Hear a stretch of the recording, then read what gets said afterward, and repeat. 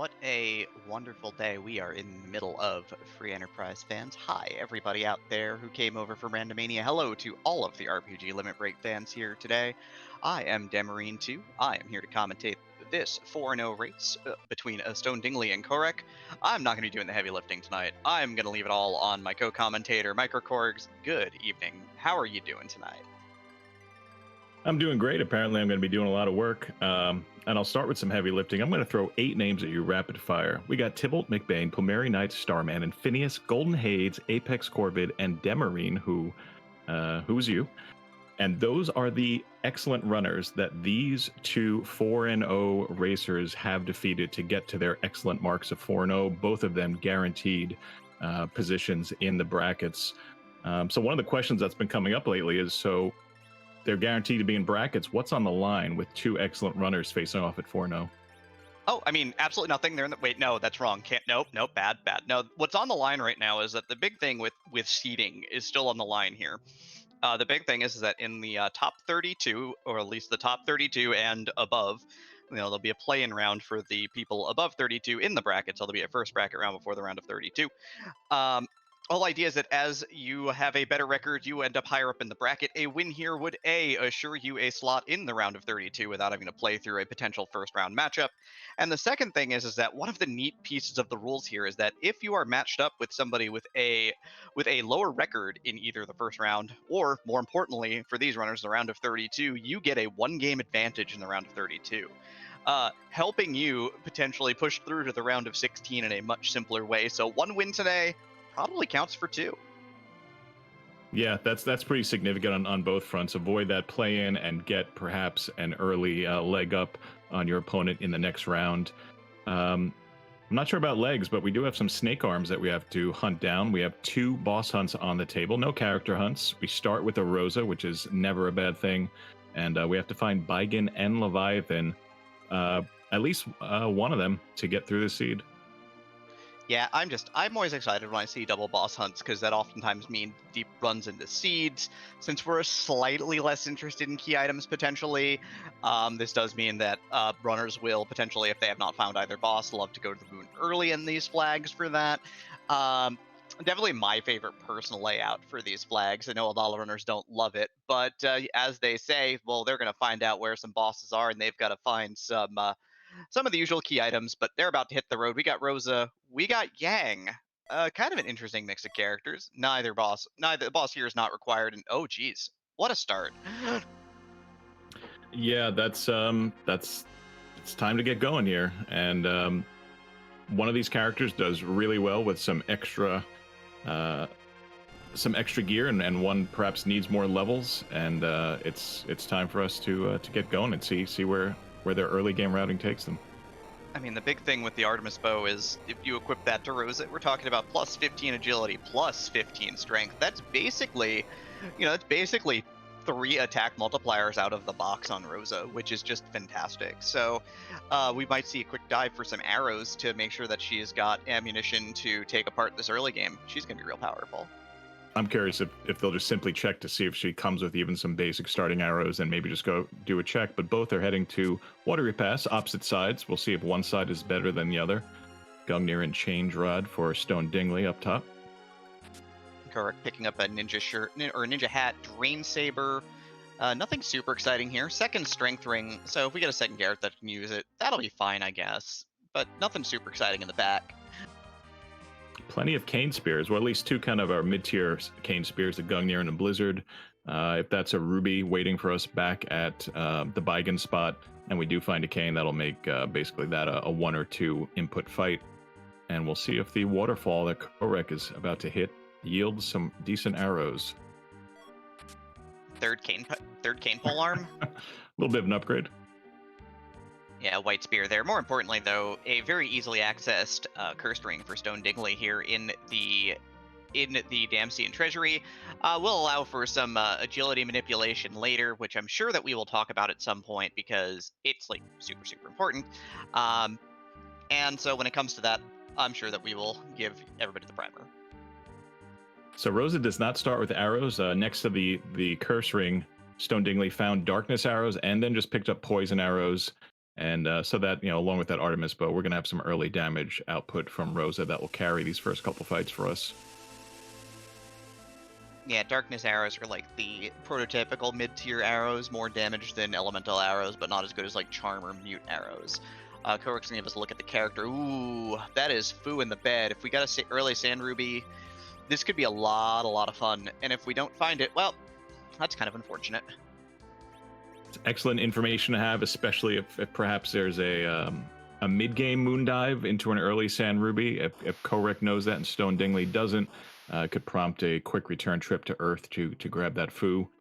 And looks like we have a Mylon variant over in the waterfall. Stone Dingley giving us that check, so neither Bygon nor Leviathan waiting for us in the shower. Yep, things moving fairly quickly here. Yeah, Kohrek is going to take his first long menu here, going to put some of that starter gear on, primarily onto Rosa. Going to be Rune Ring. Even put the Ninja Hat on her for the additional speed here. So, going to make sure that she takes all the turns. And there's that cane to make use of some of that really great weaponry that we found already. Of course, the White Spear being the best one of the bunch, but the Blizzard Spear perhaps being useful if we find that ruby pretty early. But not lacking for power right now in the early game. Yeah, even the Gungnir's just darn fine here. So, that's just nice to get. We have two end game tier weapons here. In the vanilla game, Kain gets the Gungnir Spear as his lance off of the giant. Of course, the Artemis bow is in the lunar subterrane in the vanilla game. So hard hitting is the name of the game. Is we tear down the evil wall in a blink of an eye, basically. As a runner, always fun to see a potentially devastatingly challenging boss taken out of the pool early. But again, the further we go down this route of not fighting our bosses early, perhaps the more that challenges these runners. And that's kind of thinking about going into this match and we have a lot of 4-0 matchups today. I'm hoping that these runners get challenged with something that is just ridiculous, not for our own amusement, but mainly just to see how such talented runners handle it. Because even if they come up against what might be a significant roadblock, I have a feeling both are going to find ways to get through it. Yeah, I think that the big thing here is that, both these runners have certainly been tested throughout this event already.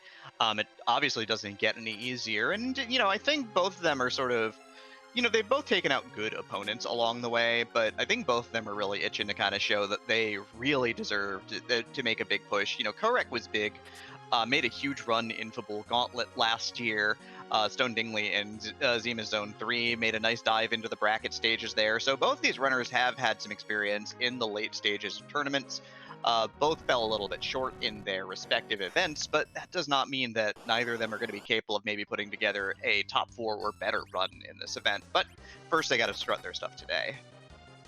Yeah, the reason I listed those names at the beginning is I listed 8 really great runners that they had to beat to get here. But as you're saying, this will be to date for both of them, perhaps their biggest challenge. Both of them being 4-0 and probably feeling pretty strong.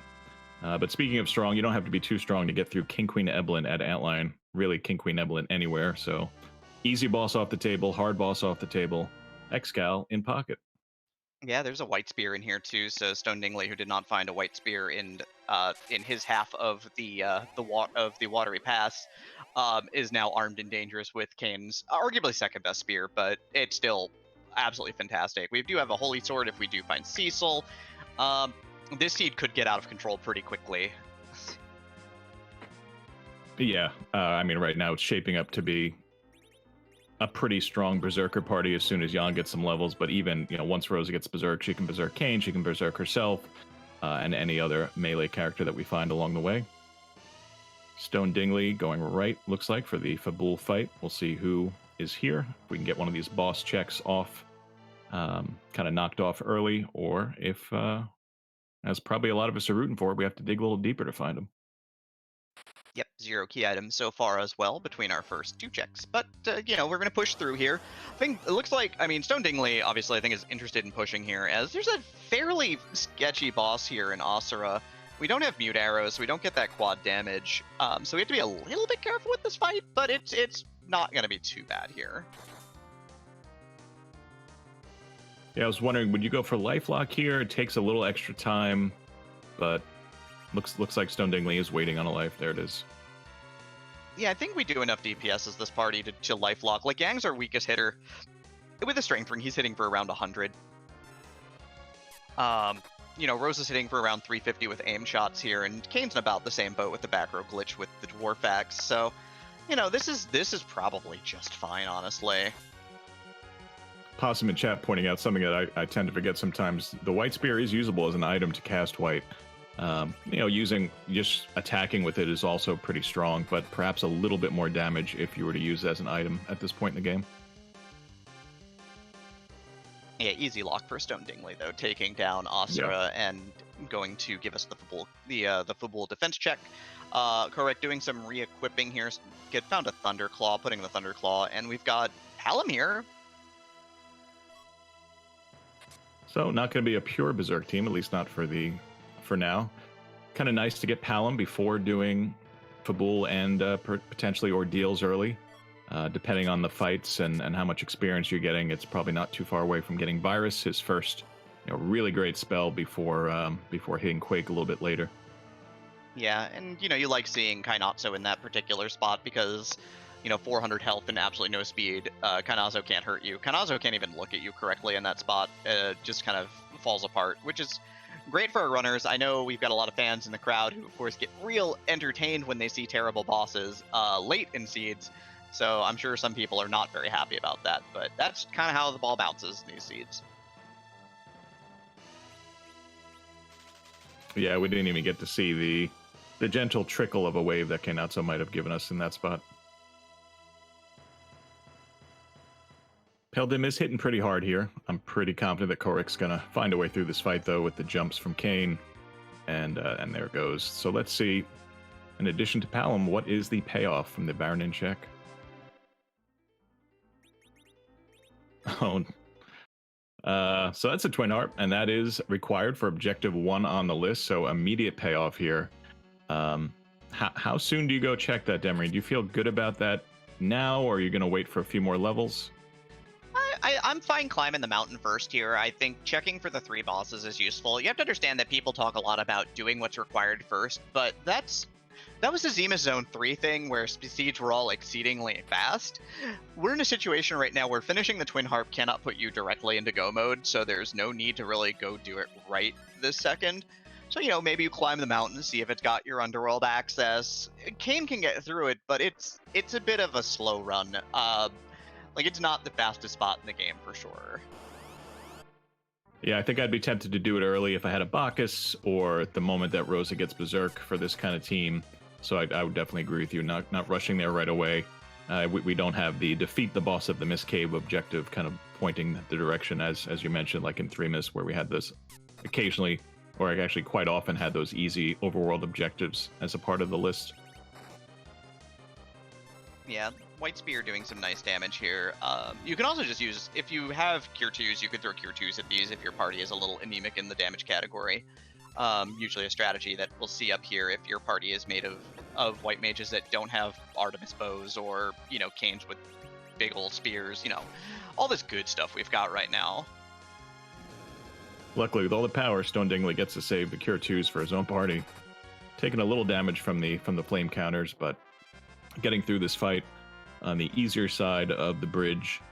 I would say there's not too much that's going to challenge this party on the other side, perhaps aside from a plague, which is always tricky on the back attack side.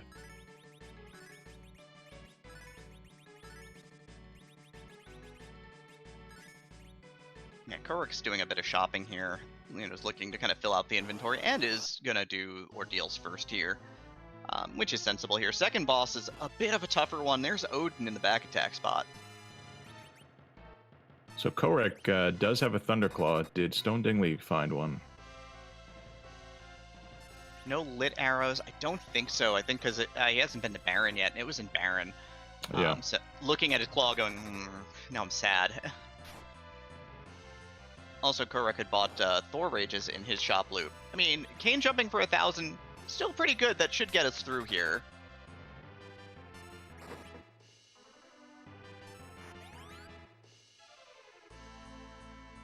So you're saying we're not going to get to see Odin's around the world? I attack mean, at the end of Stone this. Dingley really doesn't want to see it. And he avoids it with that last jump. Yeah, those are pretty beefy jumps for the early game from Kane, and that's going to get the job done. Yeah, I think the real underrated thing in these flags is that you start with a strength ring. And the thing is, most physical fighters gain roughly 1 strength per level. It's slightly less, but for all intents and purposes, every 8 levels that you get is important because that's where you get a step up in a damage threshold.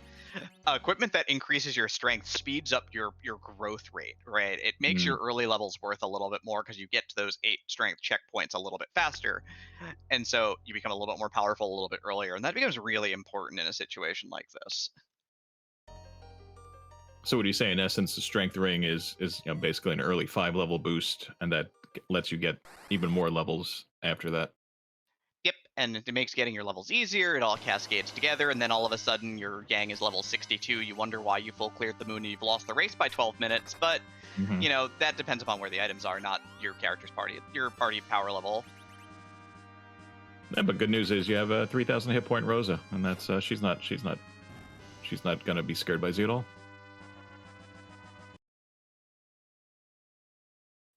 Hooks are item at the top though, so there is our underworld access, but this also probably drives Stone Dingley to Baron, and then likely the Harp right thereafter, because if there's a Magma Key on the overworld and you miss it, it could be really bad times. Yeah, it's pretty rare for runners to not full clear Earth before diving Hook, especially this team will benefit from levels even if we get redirected on a kind of an Earth Crystal kind of side quest. At that point, Rosa will have gained Berserk and Blink, and Palom probably at least to Virus, if not to Quake. Yeah, Which I would think make a there's potential Hook route a lot easier. Yeah, I think there's a marginal advantage on Kohrek's side because he got Palom before doing the mountain, and Stone Dingley won't Mhm. get the Baron character until afterwards. So Kohrek likely to have the bigger spells on Palom earlier here. Might make a difference, might not. Obviously, he's gonna have legitimately zero problem with this Odin with the Thunderclaw and a Thundercaster. So if you want to see Odin get disintegrated, everybody, now's your chance. Yeah, I want to see the damage output from this power. 4 digits.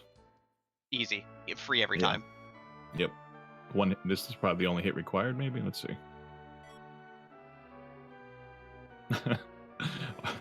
Rosa with lit arrows? Is that what I just saw there? Yeah, 1375 with the lit arrow, 1185 power punch, easy game. Yep.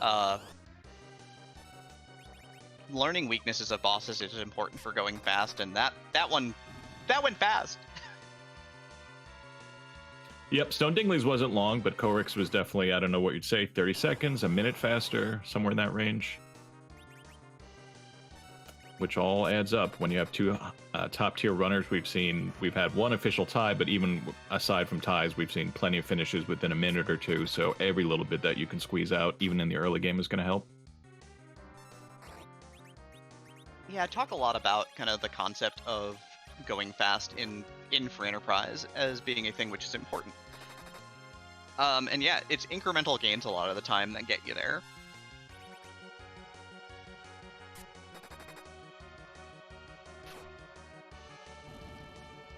Antlion in the third spot in Ordeal's another one of those fights which would be very difficult perhaps to see on the moon, or if either of these runners decide or perhaps get desperate enough to go giant, you wouldn't want to see this creature there. So another potentially tough boss out of the way early.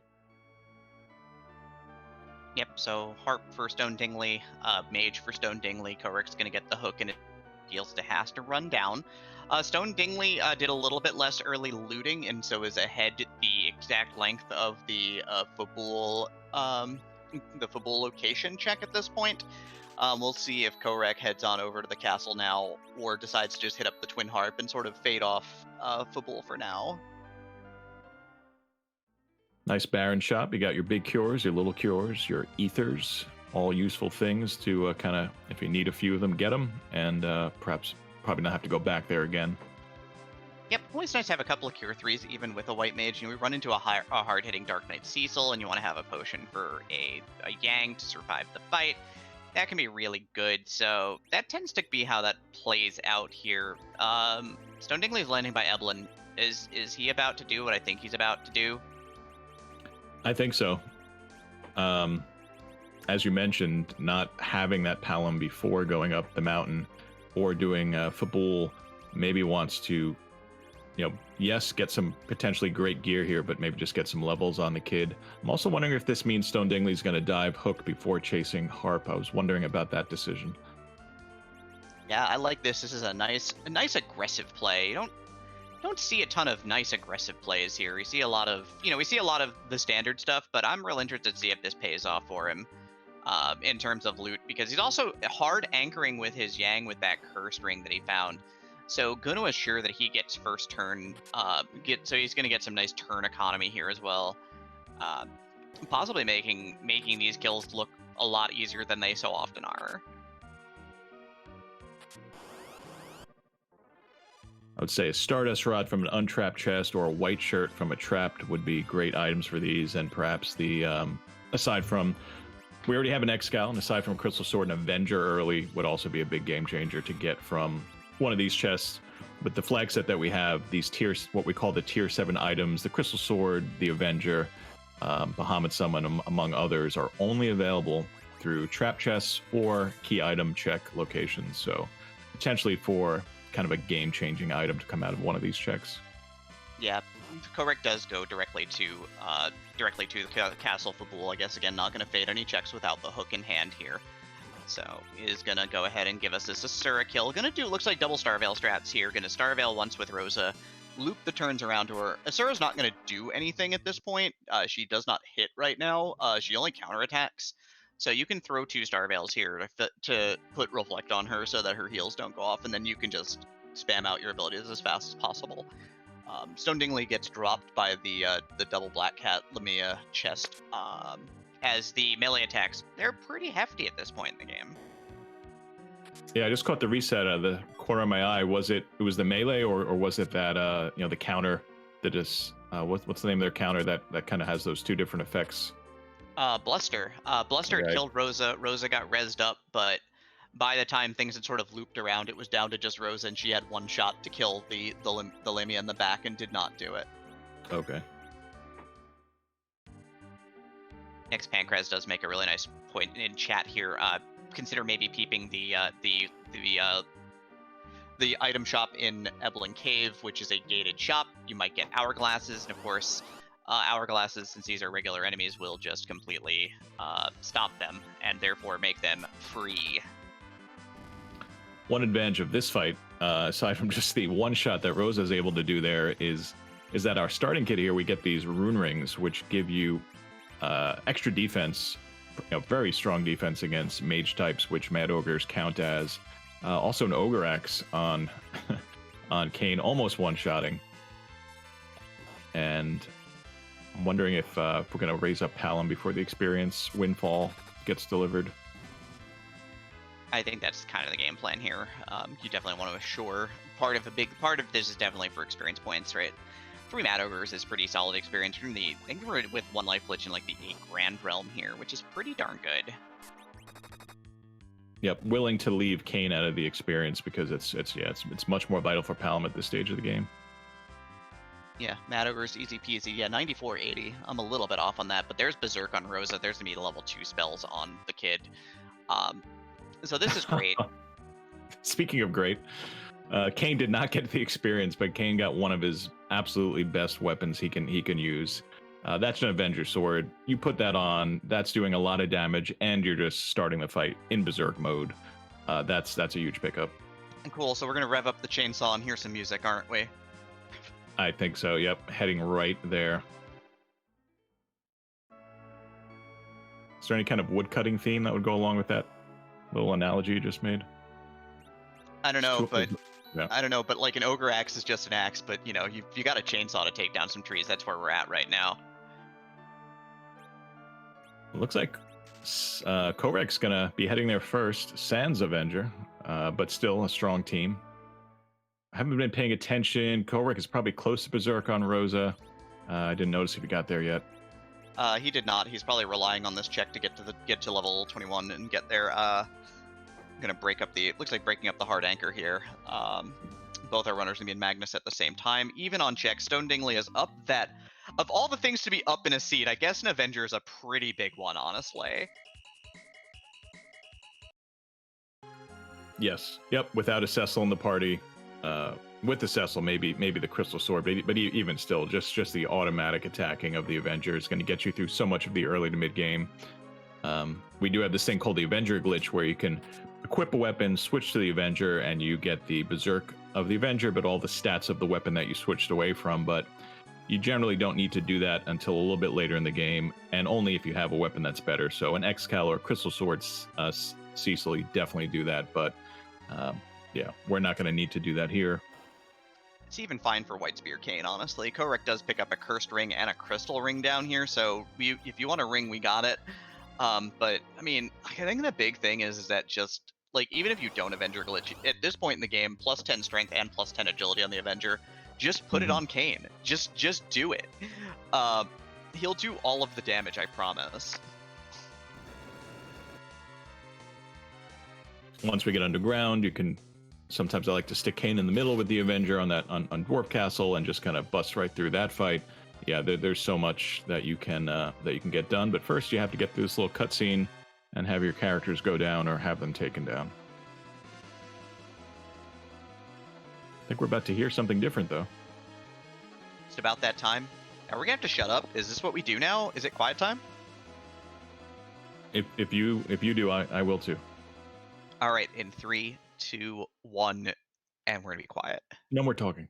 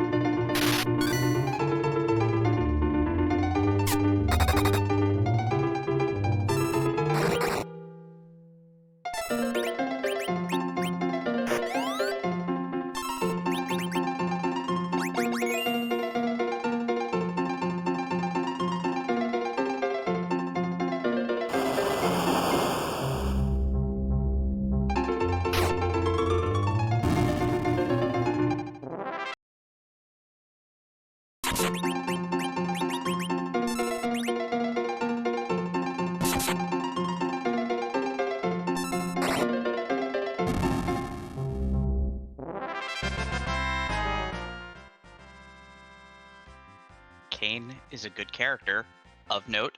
But yeah, there it is. Sneaky Shanty from DKC2.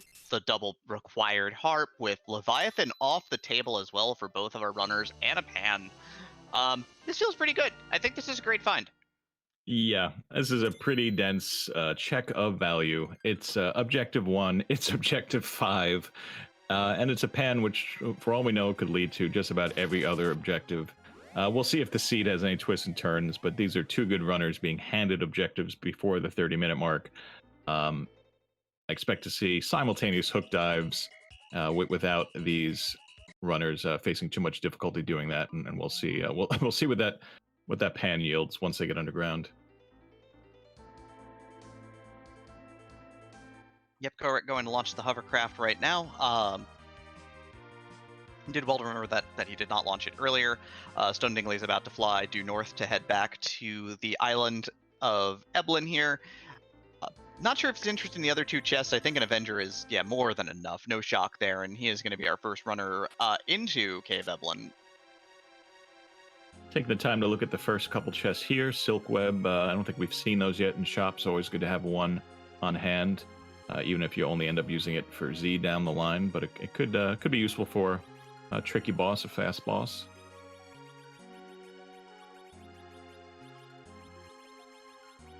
And as soon as we get through this little inventory management, we'll get to see what this first shop, this first gated shop we have access to has. I believe this is the one where we're guaranteed 2 tier 5 items. So let's see how big of a payoff we get. Yeah, otherwise we're here for the full inventory dump. We got hourglasses, which would have been real handy a hot minute ago for locking down chests in Eblin, but not necessary for Stone Dingley, honestly. But does grab a couple of those coffins, cast Fatal, instantly killing single targets that are not immune to death. Most bosses are. Most of the non-boss bit bosses, however, will get dropped by those, so it's nice to have a couple on hand. Yeah, those are 2 very useful items. Let's see if we see either of them used here. I don't think this team needs it to get through this fight unless they all get put to sleep. That is probably one of the worst things that the Staleman can do to you. Seems like if they hit you right at the end of your turn is when that tends to happen, I believe. Kane is still a good character. He is, but he's one or 2 more hits and he's going down. But our Quake kid is a stop kid right now, throwing out a stop. Not quite as good as an hourglass, but it's definitely going to help this team get through this fight. I mean, it gets Kane 2 swings, and that's probably about all we need at this point. Yeah.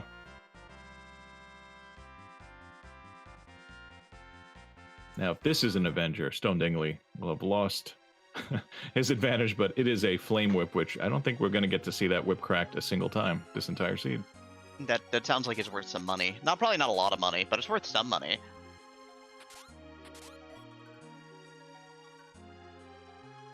Yeah, you can see Stone Dingley looting this. This is the nice thing about this particular area is gated behind key items means higher tier loot.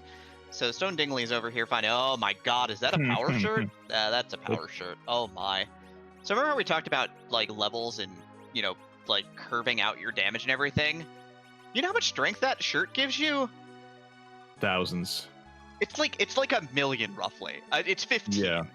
But it's basically $1 million at this point, right? So we have Power Shirt, Avenger Kane with either a bandana, I think, or a ninja hat, depending on exactly what kind of stat boost you want. I believe, though, Edward can also wear a Power Shirt, so they might decide to go that route. I don't know. Avenger, Power Shirt, Strength Ring, Bandana, Kane, or Edward. That's a real hard decision, honestly. I don't know. I think even if somehow a spoon just fell into Cave Evelyn right now, I still don't think Eddie would be allowed to wear that Power Shirt. Holy heck. Yeah, that's a lot. That's a lot of damage. Yeah, boss there, Mega Sisters will be the second boss, which shouldn't be too bad. Yeah, like Kohrek, there's no joke about this one. He is gonna strap the cursed ring to Edward instantly and anchor with Edward. Yeah, there's Power Shirt, Dragoon Helmet. Yeah, cursed ring Edward on both sides. No shock here. Gonna hard anchor their Edwards because he is not gonna do really any of the heavy lifting here. We're joking about putting a Power Shirt on Eddie, but that's actually a great pickup of a character right there. That immediate anchor. You don't care about what he's going to be doing otherwise. And I don't know. I Stone Dingley definitely has mute arrows. I don't know if Kohrek does, but one way through the Magic Sisters with that Artemis bow is just have Rosa go first, berserk herself, and then put the controller down potentially. Yeah, maybe go grab a drink, stretch out, have a good time. I don't know. There's options here. You probably have to pay attention at least, though.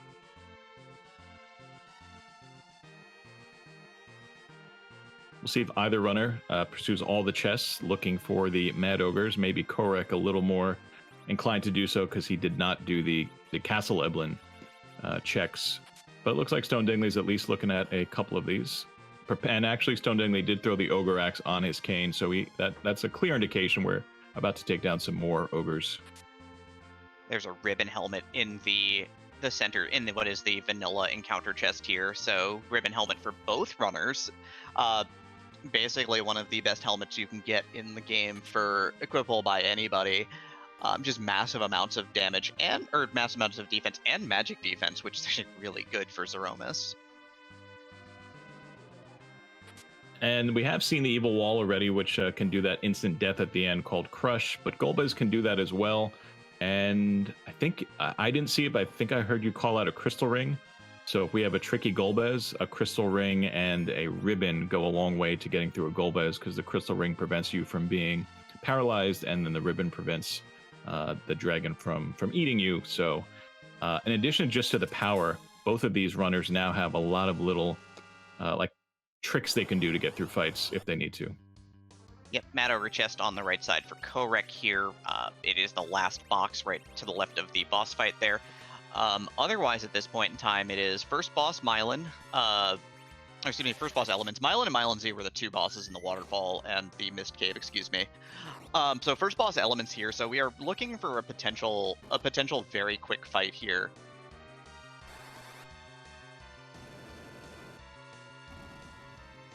Looking at looks like Stone Dingley's Rosa has about 100 more hit points than Kohrek's.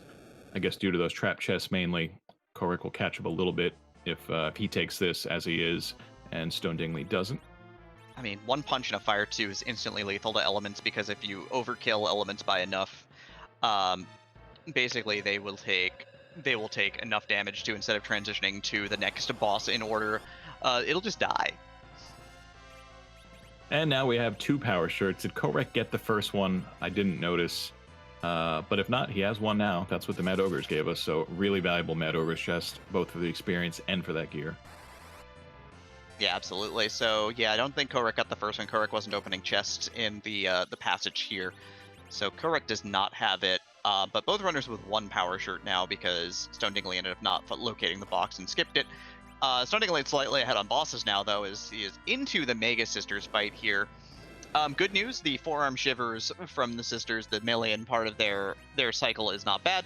Better news, the magic spell in their cycle, also not that bad. They should go just fine. This is one of those spots where, even though it's relatively high hit points for kind of this phase of the game, yeah, it's not too bad. There's many worse places you could find Mega Sisters early. And again, the Avenger. Doesn't look like Stone Dingley's making use of Rosa for any offense, which would be a possibility. And kind of looks like he wants to use his Palom to virus out the first sister, who casts that magic. And I guess I'm wrong. Rosa is shooting arrows. Yeah, she's got mute arrows, which do quad damage to the Rubicon form, as we saw on Kohrek's side. Because oddly, Kohrek is a mage. Kohrek is fighting the Rubicon form of elements, which is oddly a mage. Excuse me, I've got everything backwards right now. I'm tired, okay?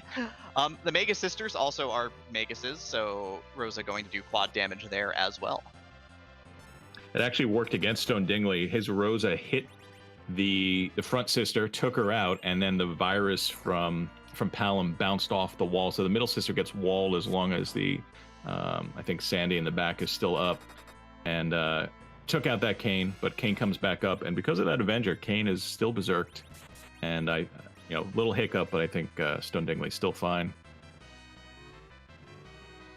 Yeah, using Palom's turn here to drop Edward before experience might accidentally be gained here. Edward attempted to hit himself with the bow and just could not hit himself hard enough.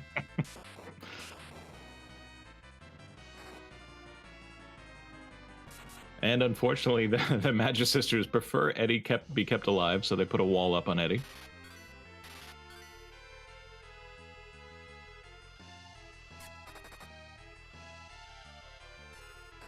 Yeah, this is like, seriously, let me be rid of Edward forever. It's not too dangerous here, because Eddie does gain agility pretty quickly, but I think this one fight is not going to put him out of the range of being a good anchor with the Curse Ring. Plenty of characters left to go in the seed too. You got Dwarf Castle, Yeah. You've got the potential double character at Zot, you got the Moon character. It's not like it's a big deal if Edward gets experience, but successfully has Edward remove himself from combat right before the end. 33,000 experience points, none for Kane. But that's alright. Nope, Kane's been the odd guy out in terms of getting experience from some of these fights, but again, Avenger, Power Shirt, he's fine. We have a Quake Kid now. Wonder if there'll be a small difference in experience. I guess it depends on how many sisters get taken out on Kohrek's side, because Stone Dingley did have to cycle through at least two of the little ones. And Yeah, Stone Dingley giving us a look at the top of the tower. That looked like a guard sprite to me. free bosses at the top of the tower, and we've got the tower key. This is fantastic. We could go right there, right now. Like, we're right there. We're literally Would right you? there. Oh, Would you absolutely. be mashing A right now and landing? Oh yeah, if I've got coffins and it's a free boss up there, yeah, 100%. Just drop the airship here, do these 2 checks, don't even think about it. On the other side, Kohrek did get that reflected virus that offed Rosa, but was able to raise her back up right before the end of the fight, so Kohrek through as well. Difference in time, 50 seconds. That's it. We're within a minute of each other. I mean, that minute got Stone Dingley an Avenger, but you know, it's about a minute. It's pretty close. I like that minute. I like the minute for an Avenger. But yes, this is we're getting what we expected. 2 4-0 runners running very well, clearing out the overworld, getting through the hook route. First go for both of them. Slightly different loot paths, slightly different arrangement of equipment, but and we just talked about going tower first, and I forgot there is the pan, and Stone Dingley is chasing the freebies from the pan first, which is definitely a call that makes a lot of sense. Yeah, I definitely get this check as well. Like, this is completely free. You can go switch your airship. You don't have to worry about it. You go up top. You get 2 more checks. The samurai bow is completely useless, but that's okay. The sylphs have a sense of humor. Kohrek, however, looks like, there we go, popping a tent, making a save. He's gonna straight climb the tower here, just nonstop, straight up. I like this play. I'm into this, of course, obviously. Yep, with the first check of the pan off the table now, and as you mentioned, only getting the second best bow in the game when we already have the first best bow. Now we have a little bit of a divergence. We're going to have 2 checks from both racers. There's a chance that Stone Dingley, these checks, of course, are free. He might go directly back down and follow Kohrek up the tower, but if not, that decision between these two could swing a few minutes here or there. Yeah, I mean, I think the biggest thing is, like, if a darkness crystal pops here for Stone Dingley or for Kohrek, do they decide to pursue it immediately, or do they decide to stay on Earth and take on some of these easier boss checks that they've got access to? Ends up being real interesting. Kohrek going into the tower key room. First check is a pink tail. That's required. Second check, a protect ring. That's less required, but I guess we're gonna walk the pink tail out. Yeah, probably a good idea. That is our objective number 3 on the list. And once that one's complete, then we're only 1 away from go mode. And that means either a Baigan or 2 halves of the Forge. To me, it's kind of an interesting decision, because you're 1 face check away from being in go mode, or you're putting in the effort to do key item checks, which lead to, because we don't have 1 half of that Forge yet. We need the Adamant and the Legend. And of course, as you're hunting for Adamant or Legend, you might run into that Baigan anyway. But I'm wondering what Stone Dingley's going to prioritize now.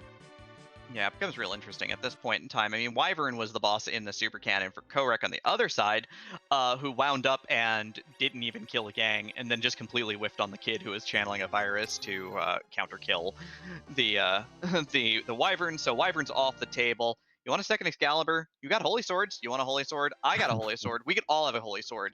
Hey, in chat, you want a holy sword? Come get one. We've got them. Yeah, I mean, Stone Dingley won't mind giving up 1 or 2 at this point. I guess with Go ahead. Nope, all yours. All mine. Yeah, I mean, with those 2 Excals, are we rooting more for the? I guess we can just start throwing them. They're not the crystal sword, too big to throw. And we'll see now, though, what Kohrek gets from probably a very quick fight up here at the top of the tower, and then what he gets as he exits the tower in a little bit. Yeah, second shop there, the Tomer shop, ice cold Bacchus wine, so the ability to have a character self-apply Berserk is always handy. The boss up here is the Officer Soldier Trio. We've got, do we have coffins? Yeah, he's got 1 coffins. Perfect. That's all you need. You can even life glitch it for the double experience, so that's great. This bot actually gives pretty good experience, so this is actually really helpful for doing sort of a grindless push for Kohrek. Probably about the equivalent of 1 Siren's worth now with that life glitch, I would say. Yeah, thereabouts. The spot's usually in, like, I think it's in the 25k range, so that should get us up near 50. most of the experience is in the officer on this fight. For reference, that has so much more health, but also gives you so much more experience. So you can do the fight without killing it, but then you get experience penalized. But Yep. we're not going to worry about that at this point, as Kohrek is going to get the full and then some from it. On Stone Dingley's side, the free chest down here, just Hanzo Steel. More importantly, haven't located sirens in the 3 shops we've seen so far. Dwarf Castle still pending. And Kohrek's got a chain if he'd like to pursue it. It's heading him back to the overworld. We have the Baron key. Okay, so if I now remember, we had a Ruby Sprite in the Bygone spot in Baron, so not necessarily an immediate boss payoff, but there are 2 other boss spots there. So if Kohrek goes the route after this of doing the pan, getting pink, I wonder if he'll be tempted to immediately chase that Baron. It's probably an interesting call. Ruby is not a bad boss in that spot. Like, it's fine, all things considered. Gauntlet has been located. We've got Gauntlet and CPU at the two Land of Summon monster bosses. How do you feel about seeing those 2 down there? I'm pretty tempted at this point with the right speed to hold A and get through that Gauntlet, because with Rosa with a Mute Arrow and Artemis Bow, do you think we would one-shot those Conjurers? I think most of the fights have Conjurers, correct? Yeah, they do. 3 of them, in fact. The back 3 all have Conjurers. You could also do this the lazy way. You got Kayn. You could just you could let Kayn hold his own A button, I guess. I think that's how you would do it, right? That's what the Avenger is. It's a piece of tape on an A button. I think you're right. It's pretty rad. Cat Claw as well for Stone Dingley on the way out, but he's going to issue these 2 bosses for greener pastures, probably. Yeah, I definitely don't like the CPU at Leviathan. That's a lot of HP to get through, and you either want to kind of go the somewhat of a YOLO method with really high swinging berserkers, or you want to do the thing where you reflect floats, which relies on a lot of RNG. So yeah, no surprise that he's not touching that one yet. Yep. Of note, Stone Dingley does have Objective 3 complete at this point in time, so is now going into Dwarf Castle. We know that the Baron Key is at the top of the tower, and package is a blank for these runners at this point because there are no required characters, but we are anchored properly. And Kohrek's opening boxes in Sylph Cave. Kohrek, you're my hero. I want you to win this race. Do it for me.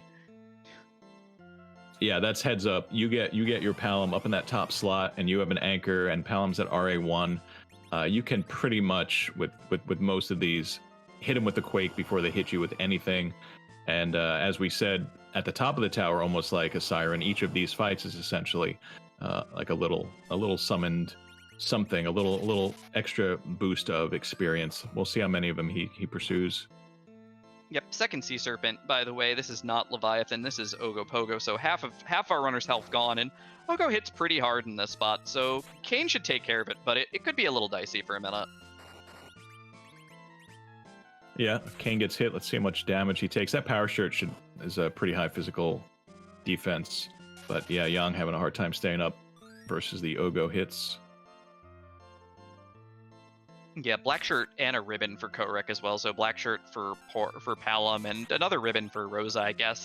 Ribbons for everybody. It's pretty fantastic. Great treasure in Sylph Cave, by the way, but yeah, you tangle with 7 possible encounter chests. It's not exactly the best scene. But that's really heads up by Kohrek. He wasn't specifically hunting the traps, but basically he knew, hey, I can take any box I want to open, I can open, and if it happens to be monsters, I have this set up to wipe them out in one input. Yeah, very heads up. Ended up getting a bunch of experience as well, so helps with again, we don't have sirens. We continue to not have sirens, so it looks like Kohrek is on the pan check here. Did do the pan hit. Probably Pan to Baron would be no shock here for Kohrek. Stone Dingley is going to get Octomom, not a required boss, but oh hey, there's a duplicate in this seed. There is. If we find the Sand Robe, we can get a second, but here's one for free. Just walk into Dwarf Castle, beat Ogopogo, and you get to replace your Quake Kid with a Quake Older Gentleman. Or a Nuke Older Gentleman. I mean, you get a 1200 watt microwave, courtesy of free enterprise. Goodbye, Octomom. God, that had to hurt. Yeah, I mean, it either hurt or it was immediately vaporized and painless, but either way, we are through. We're about to get our KI check from from Dwarf Castle as Kohrek gets the good news about the early Pinktail.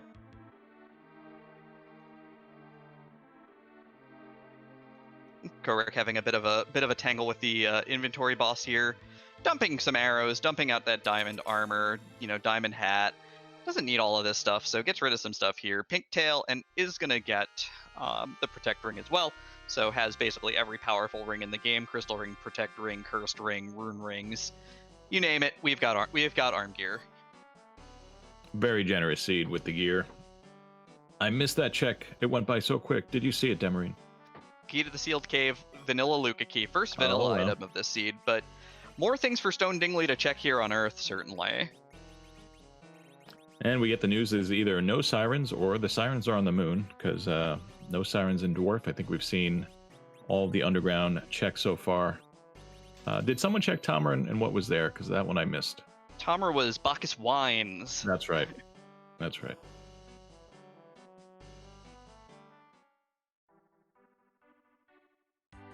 Both our runners now 48-15, one objective from completion, either locating Baigan or both halves of Forge. Will end this seed. Stone Dingley, unsurprisingly, with the tower key, is going to head up to the tower now. Kohrek, having passed up Dwarf Castle for now, if he goes to Baron, might have a bit of an edge here in terms of getting through this seed. Because Baron could be our crystal, it could be our underground access, or he's going to decide to come underground and do Land of Summon Monsters instead. Okay, that makes sense as well.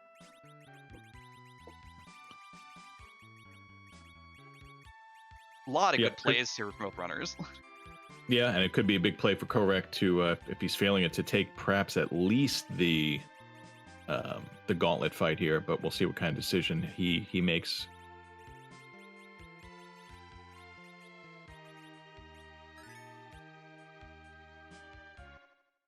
I mean, he's going to see Gauntlet. He is set up for first turn Quake from Quake Kid here, so just reload your mana, make sure you've got 150 MP, and it should be a-okay.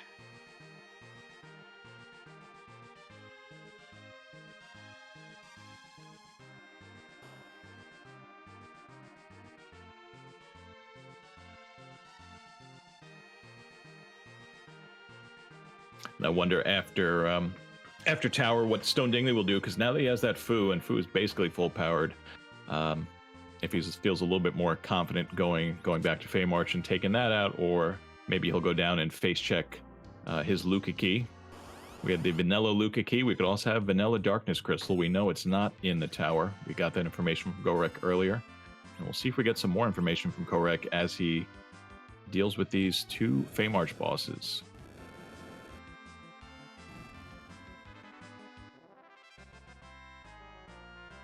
Yep, so Yang still survives anyway. Did get a Star Veil off on Fu for the classic kill of Wyvern here. We know this is the package. We know he's going to probably continue on up for the Baron Key. He's already here.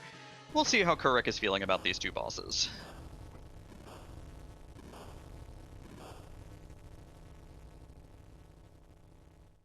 Do we get an attempt? Well, it's going to have to be a reset because he did not heal up yet. So now we'll see. We'll probably know immediately, and it looks, he's thinking. And exiting. Just wondering if he's going to land on the tent or not. Yeah, interesting choice here, certainly. So both our runners have passed up on the two bosses down there, knowing that they're doable, but even with the Quake setup with Quake Kid and or Fusoya, I guess they both know it's going to be slow. So the divergence sort of comes back together here. It looks like Kohrek's going to heal up for a push into Dwarf Castle, while Stone Dingley is going to get the Baron Key at the top here. And then we're going to continue along Luca Key as an option and Baron Key as an option, and two bosses in LOSM as our options at this point. I wonder if there's any metagaming going on. Those are two, annoying fights in the Feymarch, both long for two different reasons. And I wonder if one or the other runners, even given some easier checks, might say to themselves, okay, here's a potential spot. I can take a risk. I can take a long fight, and I might get that Darkness Crystal. I might get a piece of the Forge. And they know their opponent is a top tier runner either way. So to me, I would be very tempted to take a risky fight. But both are kind of, as you said, retracing each other's steps. We know neither of these is going to lead to anything, unless, of course, the odds, the dice roll is lands a Beigen behind the package. I'm not sure if either one is going to make that check. Yeah, that's not a call I think either of these runners make at this point. I think the big thing here is that it's going to be, you're skipping those bosses because, again, we talk about getting go mode, right? We know Beigen straight up gives us go mode. If you get the Legend Sword, you technically don't get go mode from that.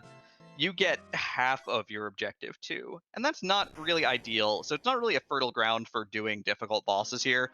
If you told me that I hadn't found either boss and the Twin Harp and I was just on trade off the Pink Tail, it's a different set of, variables at that point.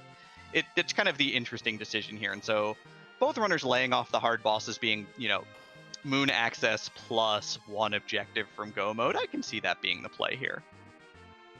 Yeah, it's a good point. It's just that Darkness Crystal opens up so many face check opportunities that I guess that might be a big temptation.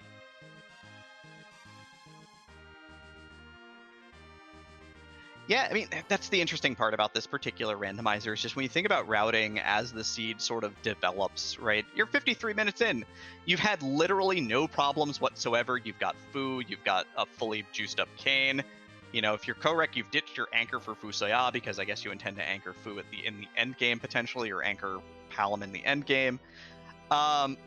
Your party's great. Like, your party is absolutely fantastic on both sides of the screen, no matter what decisions you've made at this point in time. So now it's just getting through the seed, right? Just what checks can I make fastest? Am I here now? That's what a lot of it does come down to. Mm-hmm. Right. By taking the Fame March fights, you're perhaps introducing difficulty where you haven't had any yet, and perhaps you don't need any yet. Yeah, again, I've seen runners who have decided, hey, that gauntlet, I've got the Cane with the Avenger, or I've got the Quake setup with the Kid, let me go do it. Would be a play I've seen before, right? You've got orbs there, which are very long. You might make the play if you think your opponent's not going to. But again, one objective is Beigen. If Beigen's like in the throne, the seed's basically, a Darkness Crystal or a pass from done. Mm-hmm. We got Stone Dingley going to give us our first look at the Baron check, and I'm kind of rooting for Kohrek to give us the opposite side and give us the Luca check. We'll get the eye in the sky perspective if that happens. Yep. Otherwise, if Kohrek does go to Baron, Stone Dingley officially ahead by about the length of his check, had a 1 minute lead going into the underground. These are both two very, very strong runners, showing off a little bit here, but the decision tree gets tighter as the seed goes on, and it does come down to a lot of these decisions. Who guesses right first?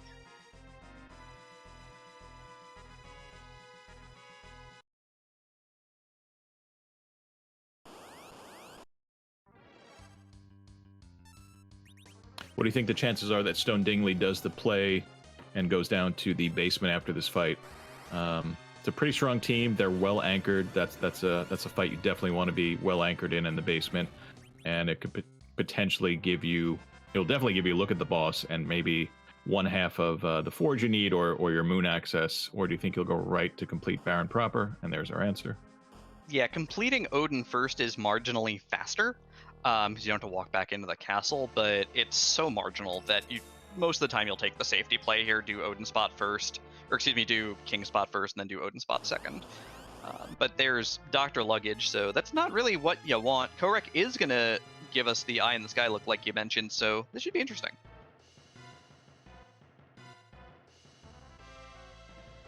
Yeah, you mentioned Stone Dingley, definitely probably a couple minutes ahead at this point, but if this is Beigen and a Darkness Crystal, it's suddenly heavily advantaged Kohrek. Yeah, he kind of needs both of those things to fall into his lap, though. You do get to see the item and the boss before you fight it, so you do have the option to just reset out. You don't have to do it, which is sort of the advantage of this check.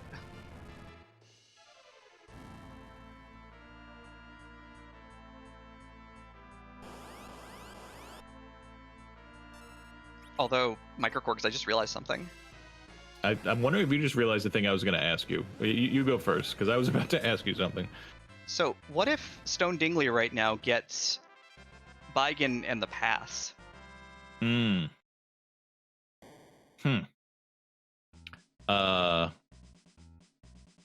Then I guess we're gonna go fight Z with maybe a special method.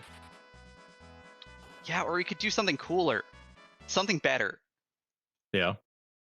We could go. We've got the Luca key, right? Ah, We could fight doors. we could. And I've been there's been lots of kind of comments here and there about the door grind and that really ideal setup. And that's actually something I practiced a couple times recently. And yeah, it's very satisfying when you can get that right setup where you can, if you're fast enough and you put an attacker up in the top slot, and the Avenger Kane is the perfect person to put there. If you have a wall caster, which they both do in the form of Fu, you basically get guaranteed, no damage doors for 62.2k a pop, I believe. Yeah, 31-1 before 10 key items. So Magma Key is the item here at the Luca Cave. That is basically a blank. I mean, this would have to be Baigen now for this to be anything. On the flip side, Stone Dingley adding on. I guess the character you wanted to add on at this point. I guess Cecil's a great character. I don't know. I'm unsure if a guy with a Holy Sword is all right or not. He's okay. Holy Sword, potential Avenger glitched Holy Sword if Stone Dingley decides to go that route. Yeah, and on top of that, a Rat Tail for a check. So yes, much more valuable check so far than what Kohrek discovered and reset out of in the Sealed Cave. Yeah, Sealed Cave completely blank. Kohrek, of course, resetting out of the Magma Key, does not need it. Still on 7 key items on both sides, or on his side, 8 for Stone Dingley. Stone Dingley popping a tent and making a save, which means this is a anchored Fusoya check of the Odin spot, as Fusoya is now wearing the Cursed Ring, which sets his agility to 5. Yeah, Fusoya is a unique character. He never, I think it's aside, and you can correct me if I'm wrong, aside for if he gets really high levels, his agility is never going to change. So he's always, if you have a Cursed Ring, always going to be a perfect anchor for you.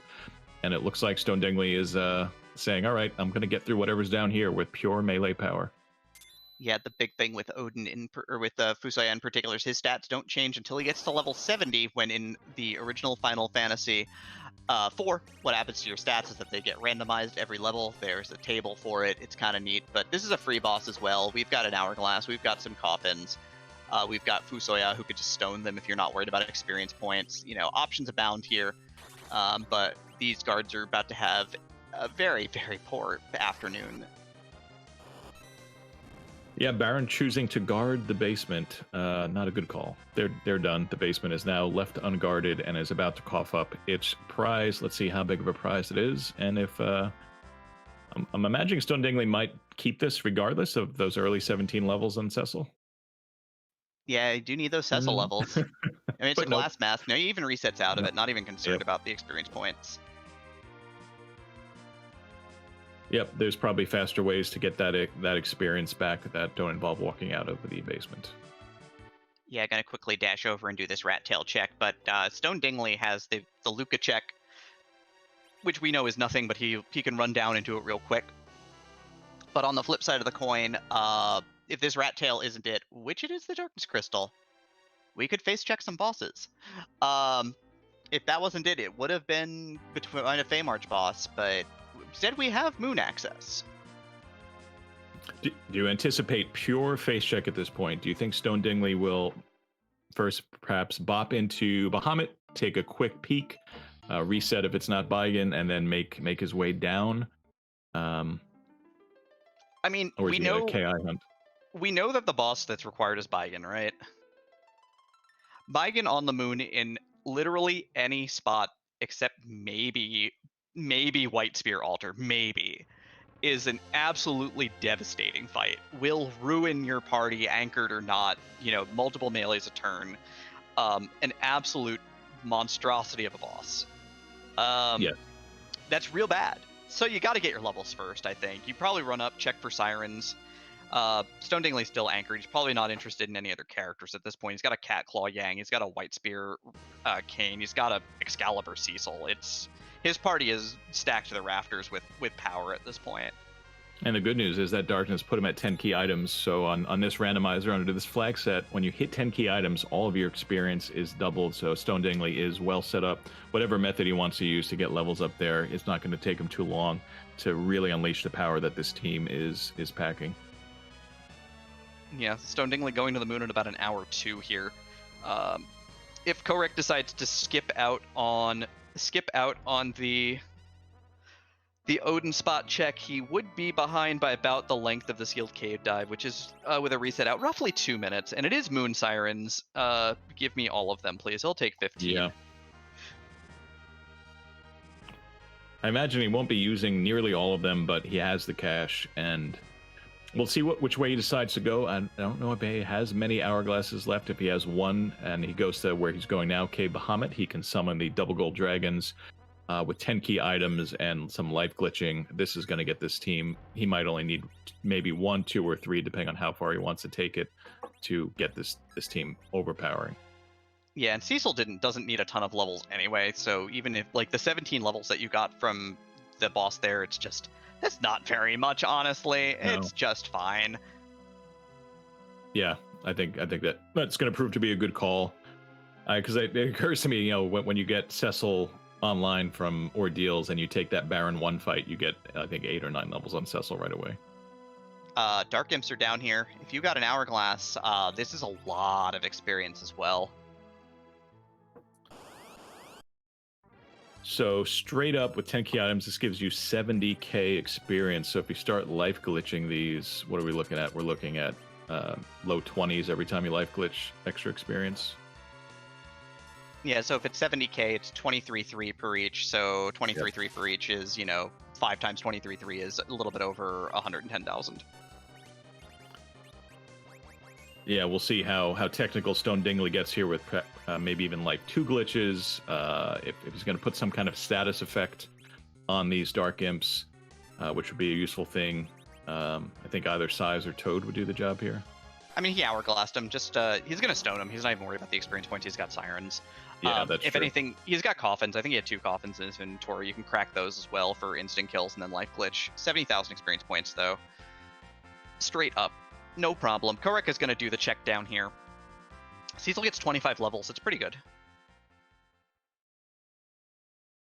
If you're new to the randomizer of Free Enterprise or Final Fantasy IV in general, first of all, one thing to know is the Crystal Sword is the weapon that you want to see, and that is what Stone Dingley got from that check. That is Cecil's absolute game-breaking, biggest powerful weapon, and that is, even though it's not progression or key item directly, it is progression in the fact that it's just going to make every other fight go that much quicker. Yeah, it's not a key item in the sense of giving you, like, locations or anything, but it is the key to the enemy's heart. You jam the Crystal Sword in the enemy's heart, and there's no more enemies. They just die. And it makes a really cool sound every time it swings. It's got that holy sound, chunky swing.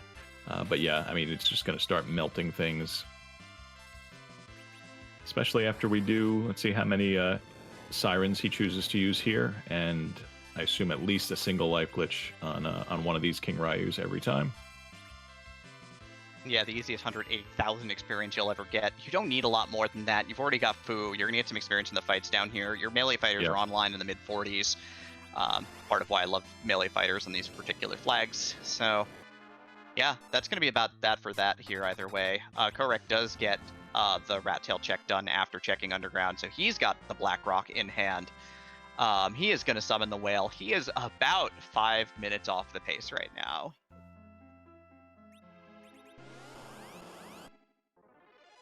Yeah, the Luca Cave check proving to be a bit of a time sink for Kohrek, so he's going to have to find a way to make that up to see if he can close the gap with Stone Dingley, who's taking a second one. So now this team is really going to be, assuming it goes the same way, 360,000 total experience, and then I anticipate a moon dive. Yeah, I think the big thing that, this will be an interesting watch back for sure if you're a competitor and you want to see how you gain time, because it's hard to explain how Stone Dingley's gained time at this point. It's a lot of small efficiencies that he had. Stretching 4 minutes is a lot. Skipping Luca Cave is most of it, though. Skipping that check, deciding to go Baron first, guess right, get 3 minutes. It's a pretty good gig. Yeah. Keyword there, of course, being guess. If that had been reversed, then I think Kohrek would basically be neck and neck with Stone Dingley at this point. If not a little ahead. If not a little ahead. Yeah. Yep.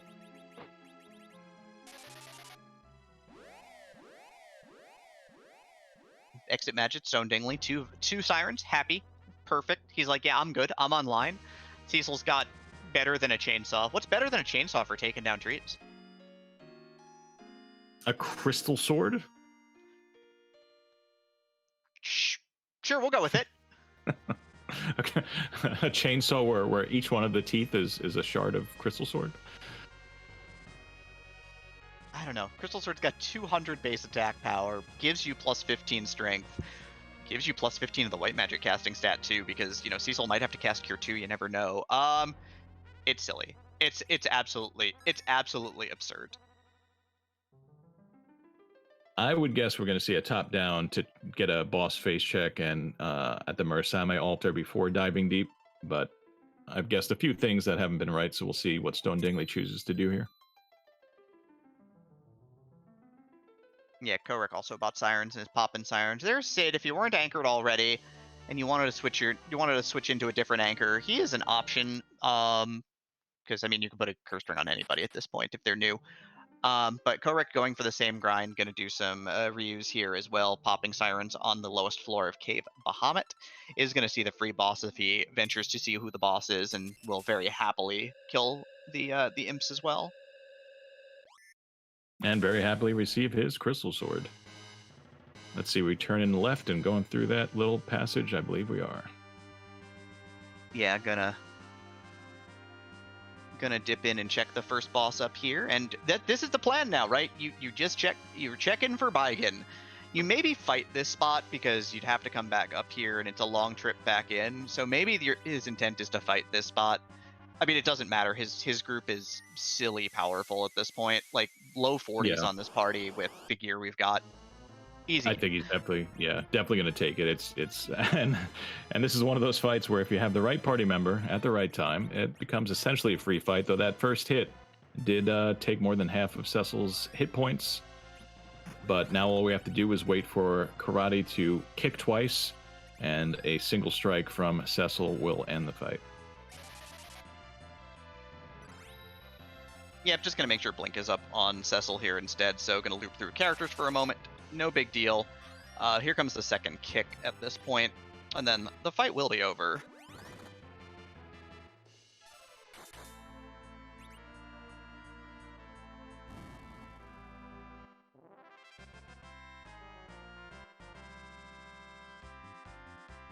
Faster than you can say ouch, here's 118,000 experience points. And a single-use Avenger, I guess.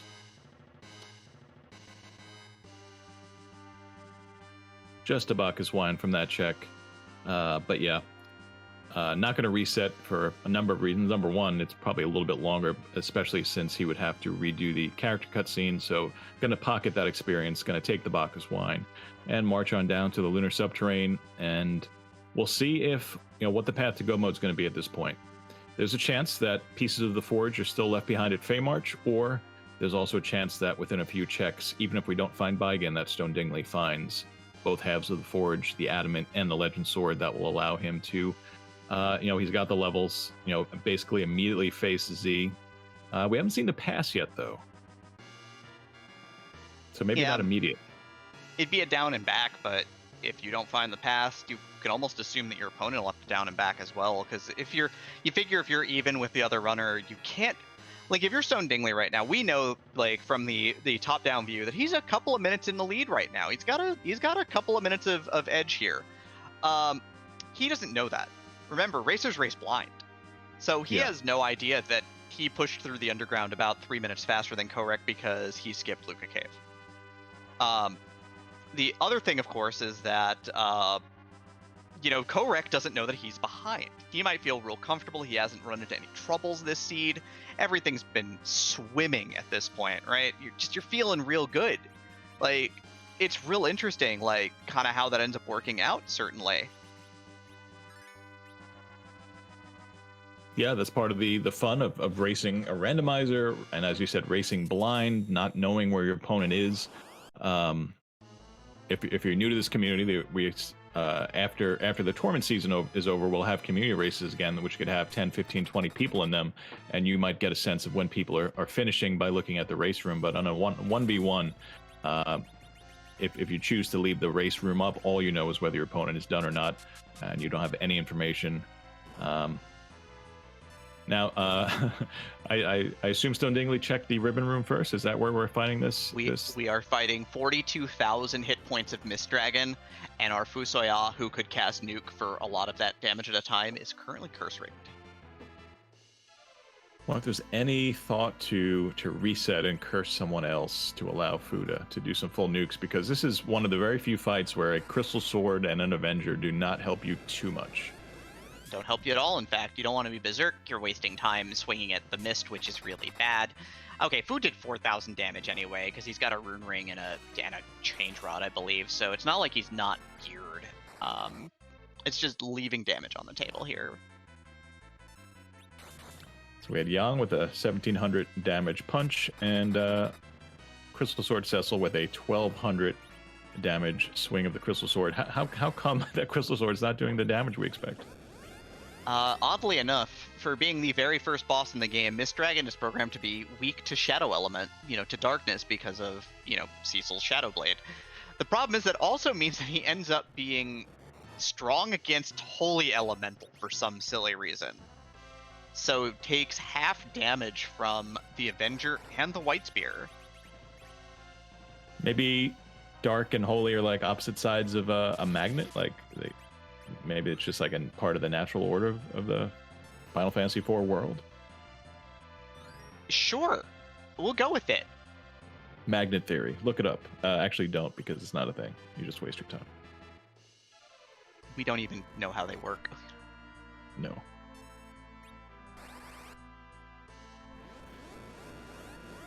Good point being brought up in chat. Knowing that you only have a boss hunt to go mode, and this is going to be a long fight, I wonder if there'd be any temptation to reset out and then check the other two spots that you're nearby. The White Spear altar and Masamune altar are just a short walk away, and if one of them's Baigen, then this could be a time sink. And if Kohrek makes a different call and there is the Baigen, that could be a swing. Yeah, absolutely.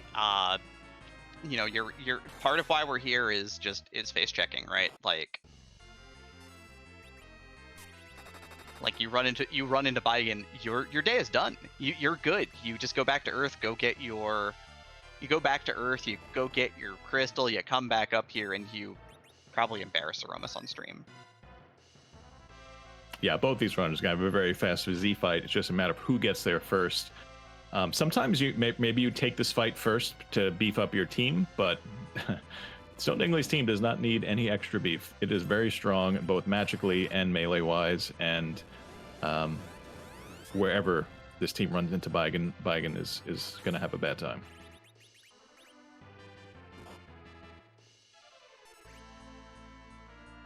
Yeah, patching up the party a little bit here. Just sort of working through this fight. Again, no big high damage options. We're probably doing like we're gonna see 6 or 7 mists total here. Kane doing absolutely abysmal damage, doing like 700 damage per swing with the White Spear. You'd almost be better served putting on the Gungnir Lance here. This is gonna whiff this nuke because the timing is weird on this fight, and D-Mist is fast enough to get out of the way of this one. Not a great fight. Nope. Basically, that results in a net loss of 50 MP, kind of vaporized away. A couple of Ether 1s applied to get Fu enough MP to cast another nuke. And you can queue that up as soon as you get that message telling you it's time to fight. So we'll see how close Stone Dingley is. Can he get through it on this round, or do we still have a few more miss phases? Now there's our last nuke to get the job done. 200,000 experience points admittedly is very nice.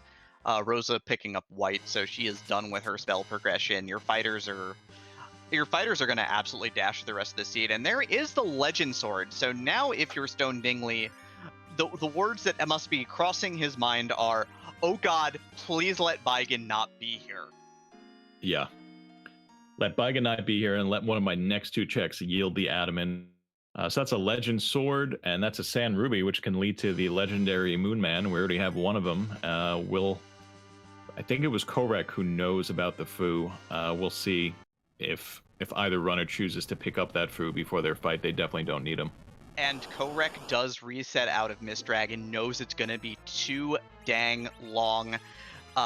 This could be big. This kind of evens up the odds here. Could damage race this fight. Is gonna Avenger Glitch. Kane here.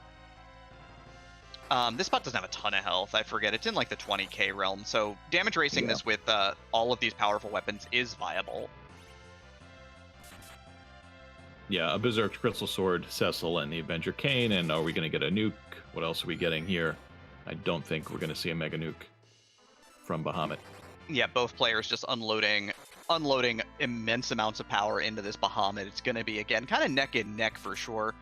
The nuke on Kohrek's side does speed things along a little bit here. We do have a wall on Rosa on Dingley's side, not that he needed it.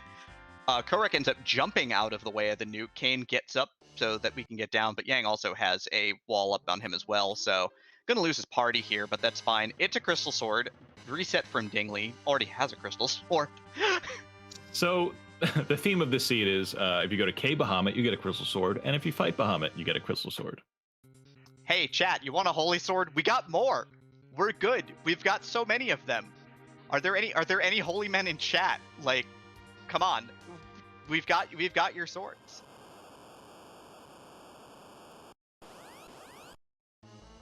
Now, do we get the Baigan? We do not. We do have the boss that is the most effect. So we go from the D-Mist, which laughs at your Crystal Sword, to this fight where it's basically going to be 3 to 5 hits combined. I think we're going to end this somewhere in that range. There's a lot of HP here, but we're going to be seeing quad 9s about to come out. Puexel asking the important question in chat: can 4 swords be smelted into a crystal? I'm sorry, Puexel, you're watching the wrong randomizer.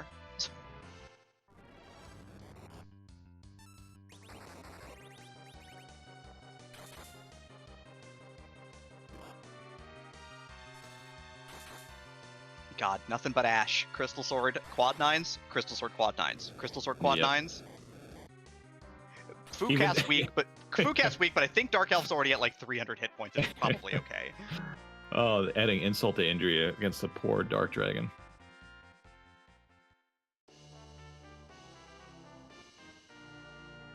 Well, it's fun when you dive all the way down to the bottom of the LST, the last altar before Z, and you get a pass, which means you never ever have to come back. Yeah, this place sucks anyway. 2 out of 5 on Yelp.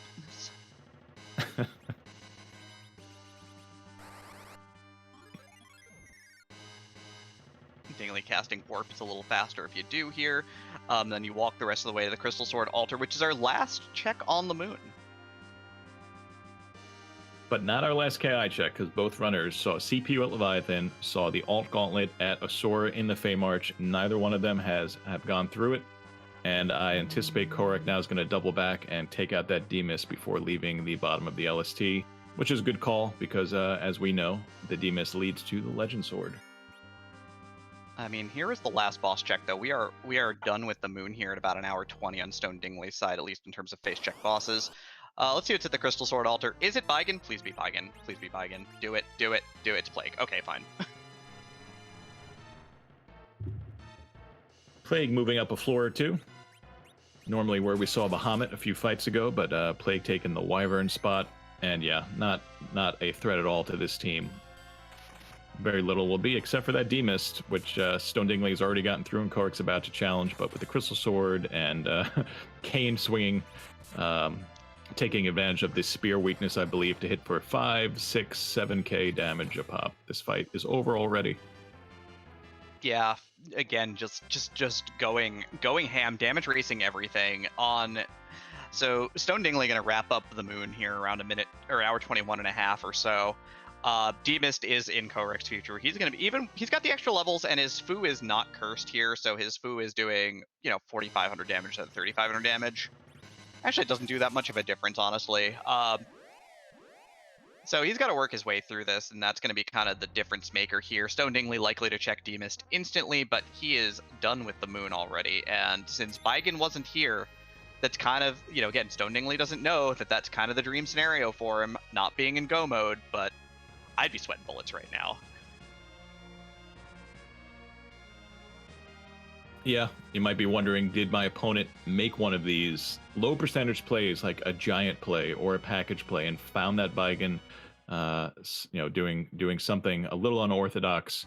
That would be the big question. But finding an adamant from this Demas check would quell a lot of those fears and send Stone Dingley on a direct route, with one layover at Kokol Shop, but a direct route back to Z with that pass.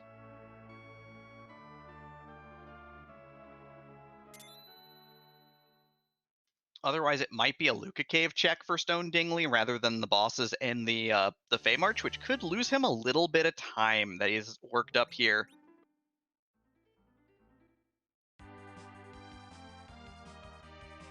Not wanting the piece of cutlery, just a spoon from the Demas check, resetting immediately out of that, going right back to a save outside of Mist Village, and now it is the time. With the strength this team has, we go right to the Fey March, but nope, we are going to get the equalizer in terms of the walk that Kohrek made is now going to be mirrored by Stone Dingley to check, find a Magma Key, and find Calbrena, which was the boss here. So unfortunately for Stone Dingley, this is not going to pay off. Yeah, I mean, it's a tough check because if this is it, and we know it's not, I mean, he probably, honestly, if this were it, he'd probably be wondering where the dot done was from from Kohrek at this point. Over the last, say, 20 minutes in chat, some folks have been mentioning the dream of seeing Baigan at the Magic Sisters spot. Why would that be such an interesting way for this seed to end? I mean, it would basically just bring us right down to the wire, honestly, and it would be just the key item that we need to find, would direct us there, but we wouldn't even need it. It'd be really weird. Yeah, it's one of those unorthodox plays.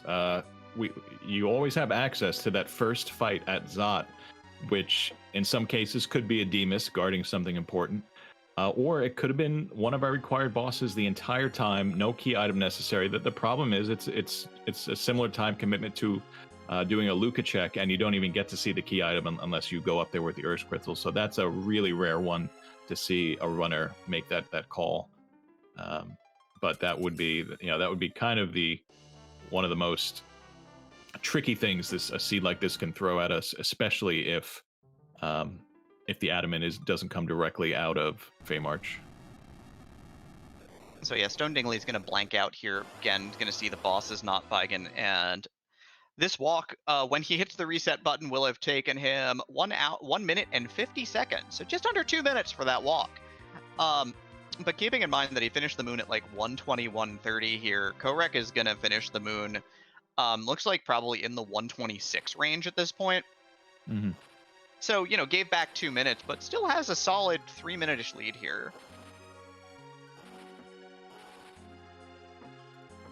I mean, so many close races. 3 minutes feels like a gigantic lead compared to what some of these runners have done this event so far. It does. Yeah, it doesn't seem like a big number, but yeah, like you just said, it would be tough to make that time back up on Stone Dingley without either some really bad luck on Stone Dingley's part, either with one of these fights or with the Z fight. So it's going to be tough for Kohrek, but not impossible. All right, he does have to go back and do Plague if he wants to. He did not do that yet, so he's going to give back this time. I mean, he's going to absolutely obliterate Plague, but he doesn't want to leave any stone unturned up here on the moon either. So we know we're getting either Earth or Adamant, or both from these two checks. Obviously, if we get Adamant from the first check, that is go mode, and we will not see the other check made. But if the first one gives Earth, I anticipate we'd see both. If this gives Earth, then we'll see what CPU gives as well. And here goes the gauntlet that they could have fought maybe about an hour ago or so if they had chosen. Maybe a little less than that. Mute arrows on Rosa, and she is just going to line these up. Going to drill these conjurers real fast.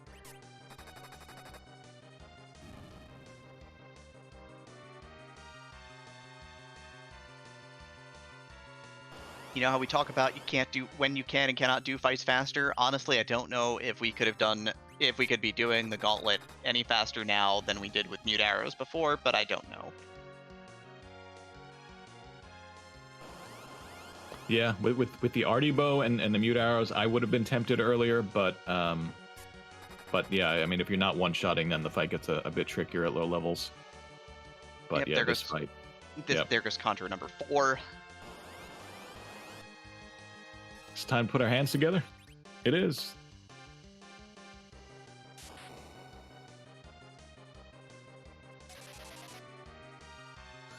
The single clapper, one of the rarest monsters in the game.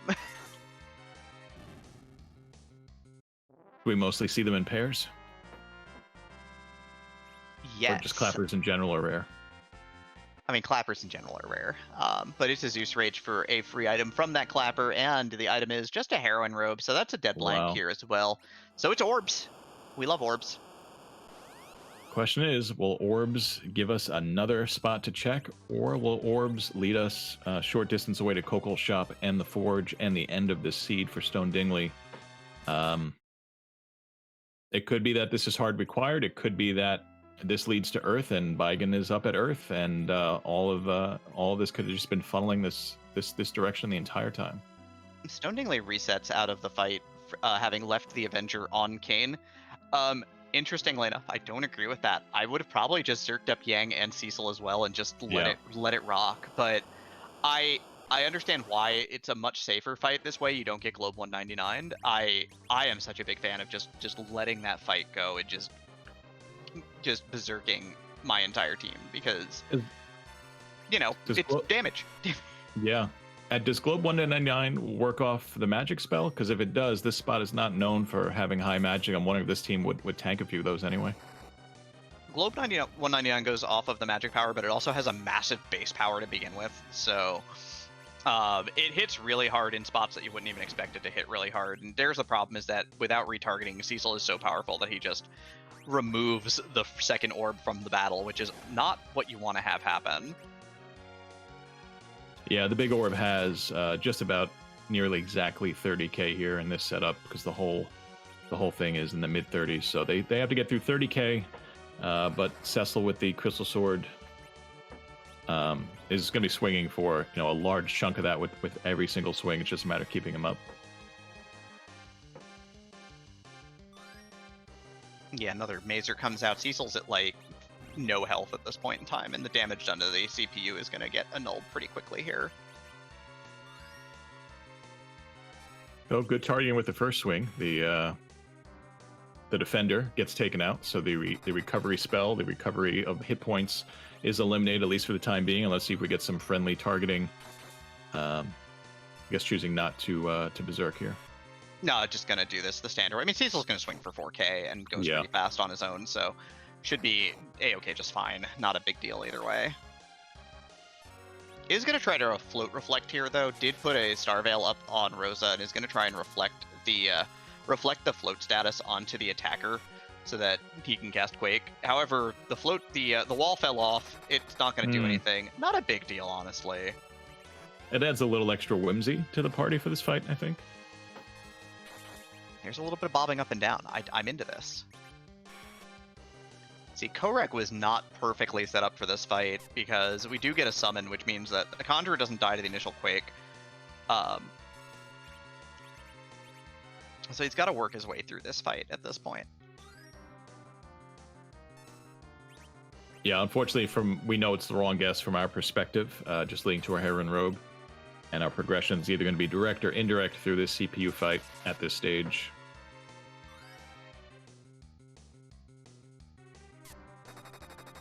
I mean, given that we have to have item chains that take us someplace, it has to be indirect. This is going to take us to the Earth Crystal.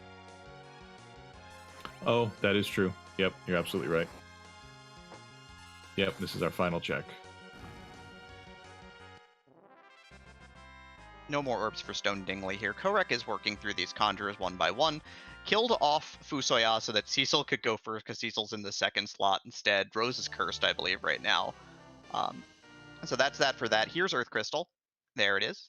And we are going to go and we are going to finish this seed where potentially we could have started it. Again, what if we find Baigen there in the first spot? Well, I guess assuming the runners have the race room open, they will know immediately when they see that Baigen that their opponent didn't see it either, because if they had, their opponent would have been done quite a while ago. Again, a very low percentage check that most folks are not going to make.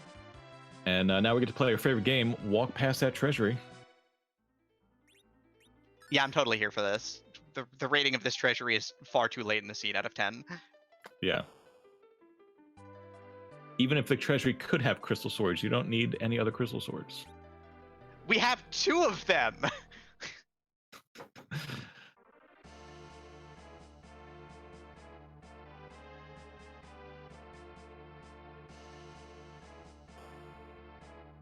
Could there be anything at the Kokol shop that's going to tempt them to do a big wholesale sell-off, and they're going to have so much money if they so choose?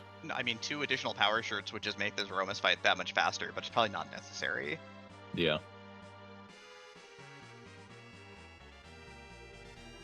So Kohrek is here on the orb now. He is doing Zerk strats, it looks like. I think Cecil is just full bore. That was a swing for 8k. That definitely said 7943 on my screen, right? Yeah, my screen had the same number. Cool, I'm not seeing things. That's a lot of damage. That next one was super weak, though. It was only 6409. Cecil doesn't even lift. I'm shocked. Look, it was... What the world is this seed? Why? Why? Why are we doing this?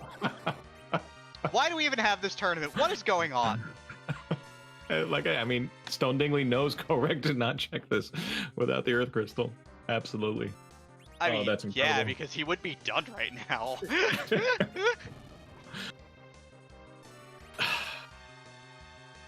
What a good game. What an absolutely what a silly randomizer. I'm assuming we're turning around and running back out. I don't think we're going through the full check. We've got an anchor. We're good. Just turn around, hike back out. No big deal. Like you don't need to forge. You don't need an Excalibur. You've got 19 crystal swords and 12 Excaliburs already, right? Like, what's another Excalibur to you at this point? And about face. Let's see.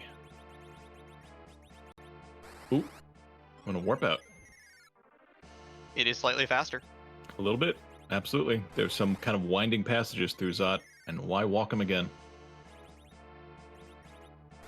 What a wonderful game this is. I'm so blown right now. I'm sorry. I can't get over this. So, I mean, this is one of those seeds. If it was one of those big community races I talked about with 20 people, there's a good chance perhaps one person does this and has a finishing time that just blows everyone else's out of the water. But in a Basically. 1v1, yeah. Yeah, in a 1v1, you play it honestly, and that not a check nearly anybody would ever make. It would be a gutsy check to be sure. You'd have to feel like you'd have had to have made a mistake at some point and felt real behind. But importantly, though, we're right here. We're already we exit out. We are here. We're already at Troya. We're at the pub. You know what time it is, right? It's time for that special emote to flood our chat. I'm going to add to it myself. Good on you. I should do the same. Give me a second. I want that whole screen filled with Z. Because our whole screen is about to be filled with Z, or at least a big portion of it, especially if we get one of my favorites, one of the large alternates that we're about to see. Because in this randomizer, we do not typically give you the typical old Z fight. Well, you get the old Z fight in terms of its script and how difficult it can be and all the things you have to worry about, but the actual form that our old pal Aromas takes gets changed, his name gets changed, and we're about to see who that Z guy, you know, what form he's going to take as we conclude this heavyweight matchup between our two 4-0 runners. This isn't going to be a really hard fight. We've got Bacchus wines and a really good party. This is going to take like 8 seconds. It's fine. Well, maybe not 8 seconds, but you know what I mean. It is. So you better ask the question really quickly because this fight could be over by the time we get there. What kind of ice cream do I have in my freezer? Rocky Road. No. New York Super Fudge Chunk. That's the best one. More importantly, we're about to find out whose butt is about to take a severe kicking from this party. Yeah. The true colors tonight are represented by another small little fellow from, I believe, Super Mario Bros. 2. It's Bertimus. I love her. Please don't kill her. Why are you doing this? This is terrible. Kane should probably jump here to land on the egg. Yeah, and then pick it up and throw it back. And after you do that 3 times, the fight's over.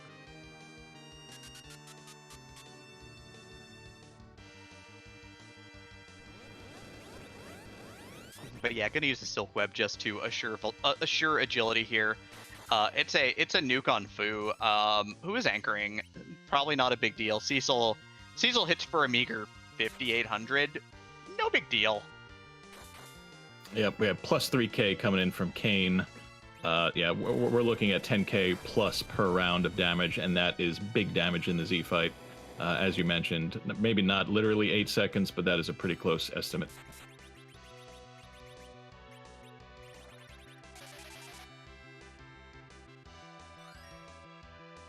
Yep, Yang is going to drink a Bacchus wine to get in on this brawler party here. But with 3 Berserk characters, the queue will be full of lots and lots and lots of damage. This is going to be pretty ridiculous, actually. Fu is even going to put a Reflect on himself so that Rosa can get in on the action here. Kohrek just about a minute or so away from seeing his own Bertimus pop up on for his Z fight.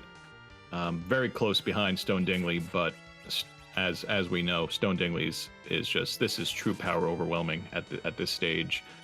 Rosa is now casting a white, and I don't think there's a lot to do for Kohrek to catch up. I can't anticipate anything going wrong with Stone Dingley's fight. Yeah, I mean, Yang would need to get Big Bang twice and then Meteoed, and might still be alive at that point. It would probably take a controller disconnect or like something so out of the realm of ordinary. I mean, even a controller disconnect wouldn't do it. Berserkers don't need push hits. You can just put your controller down at this point, right? We're good. Controller still active, slight menuing happening, just waiting to see if some more healing needs to be done, which probably doesn't have to happen. I heard Crystal Sword Cecil is a good character. Exhibit A, the evidence right in front of our faces. But Kohrek popping the crystal here at about 1:39, so about 4 minutes behind getting into the fight. But that's that for Stone Dingley. Big shake, crack and boom. Sweet dreams, Birdo. We love you, but you'll come back later. It's cool. 1:39.5. Stone Dingley, 5 wins in 5 tries, 5-0. Congratulations. Stone Dingley is joining us now, 5-0. How does that feel? Pretty unbelievable. I literally do not believe it. I have no idea how this happened. Aside from your record, do you believe that Baigen was available the entire time from moment 1? Oh, I had some loud and colorful language when I saw it. Like, I'm surprised I didn't just throw my controller at that point. I mean, why would you throw your controller? The only way you would have known it was there before that would be if Kohrek had finished 30 minutes earlier. That's true, but you always have that in the back of your mind. You're thinking, it's just the one boss. Like, how long would it really take to check the Tower of Zot anyway? Like, it's not really that. No. Baigen could be in the Giant. Don't worry about it. Yeah, that's an amazing cherry on top of the seed that gave you lots of power early on. We saw early loot with a variety of spears on both of your screens and Kohrek's, and then you made the call to go into Castle Eblin, whereas Kohrek did not. What was your decision making at that point? Because you did get a pretty good reward from there. My thinking was just I needed some experience I'd like to get some experience on Palom before I went to go do that Twin Heart. Because there's a chance that it could have been, a meaner boss there. But once I got that Avenger, I figured, well, Kane will be able to take care of who's ever there. And I guess just got lucky.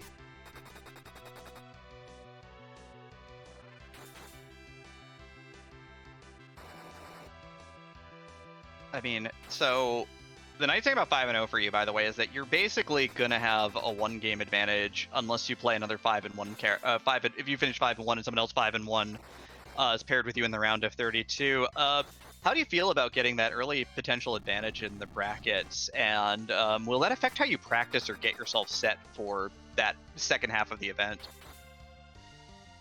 Well, you raise a good point. I should probably actually start practicing the bracket flags. I have played, I think, one bracket seed, and that was by accident because I joined the wrong race. So yeah, I definitely I'll start to practice those, and hopefully, I mean, I appreciate having that little bit of an advantage. I know that the way the tournament's set up is this definitely makes it easier if I'm going against somebody who may have to get 2 wins to my 1, but it's just so much less stress. I think that's the best part for me. Most important question for you: deeper run than Zima's Zone 3 for you this year, or do you go to the finals all the way? Do you believe in it? Are you gonna do it? Oh, if I start telling myself that I'm just gonna be so nervous. I'm not gonna make it past the first round of 32. That is fair.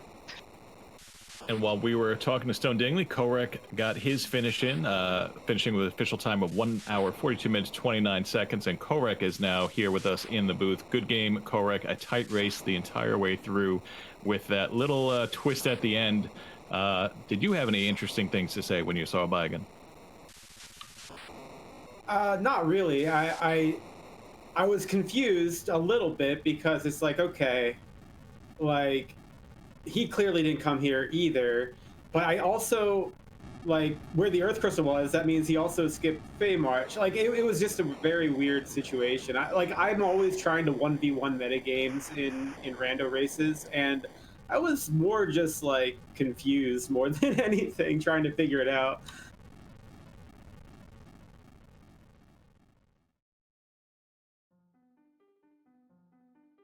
Yeah, neither of you had any issue with Z, because by the time you got there, after full clearing the moon and with all the gear you found for your Cecil, there was no issue there. How did your decision making play out early in terms of getting your team where it needed to be? I mean, I think it was pretty good. Clearly, I lost 3 minutes along the way, but I felt it was pretty good. I liked my sequencing in the early game. I almost never take the same route in the overworld. I try to like vary it, but based on the strength of my party and what I might be able to skip or what I might not be able to skip based on the characters and the items I have so far. So like this particular route in the overworld, I don't know if I've done anytime recently, but my thought process was my party was strong enough to do Baron, and that character could get XP on ordeals, and maybe even we could get the bull fade. Like there was still a lot open, so like the Hobbs Antlion Baron ordeals order was a new one for me, but I felt pretty good about that.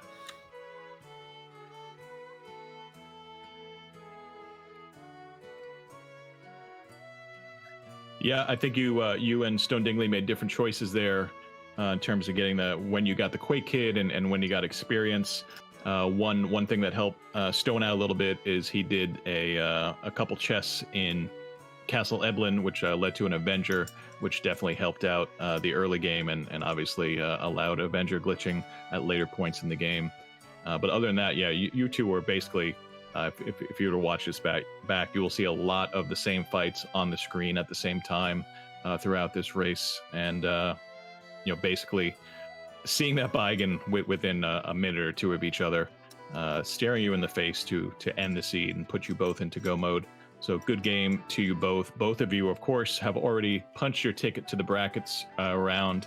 There is still a benefit to getting some additional wins in your in your final race.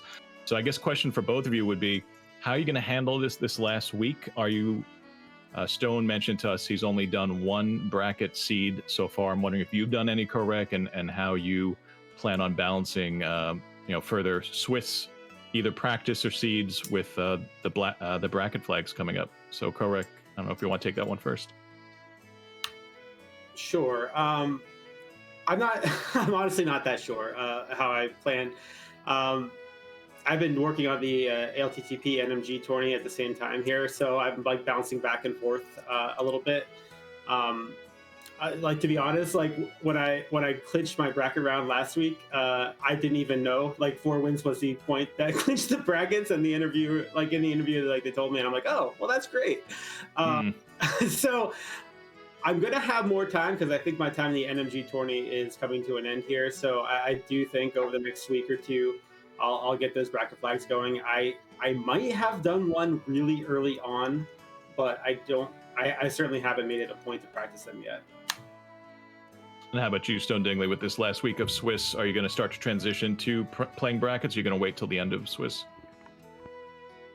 I've just been having so much fun playing Swiss that I'll probably wait till afterwards, you know, kind of have one last hurrah with it and see which incredibly talented runner I'm going to be paired up with next week, because that's going to be its own kind of nerve-wracking.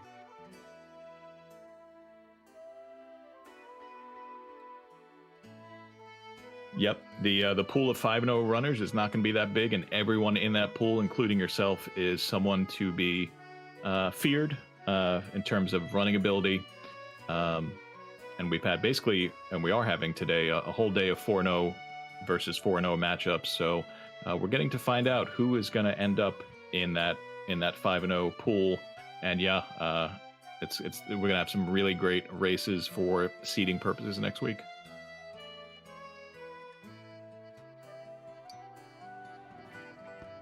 Well, thank you both for an absolutely enjoyable and nail-biting race from start to finish. Speaking of that 4-0 race, the last 4-0 race of the night is where we will be heading in just a moment. We've got Dusty Griff, the champ, versus PK 4787, who I guess counts as the plucky upstart in this matchup. I don't know. I mean, PK, of course, is an excellent runner, but Dusty has won entire tournaments. So, yeah, I guess if we're going to make that comparison, perhaps that's how we can do it. Before we send you off there, thank you very much to everyone behind the scenes here. Dathis for doing the tracking, Neobari for rolling the seed and doing the restream and placing that Vigan where he was available the entire time. Very fun way to see the seed conclude. And thank you to our runners for letting us restream them in such an exciting race between two top-tier runners. And thank you, Demery. I enjoyed commentating this race with you. Yeah, it was a blast. I'm sure that we'll get another shot to do it together, hopefully, and I would definitely look forward to it.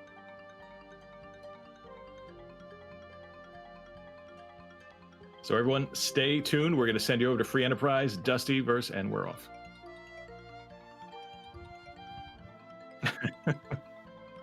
Yep. Okay.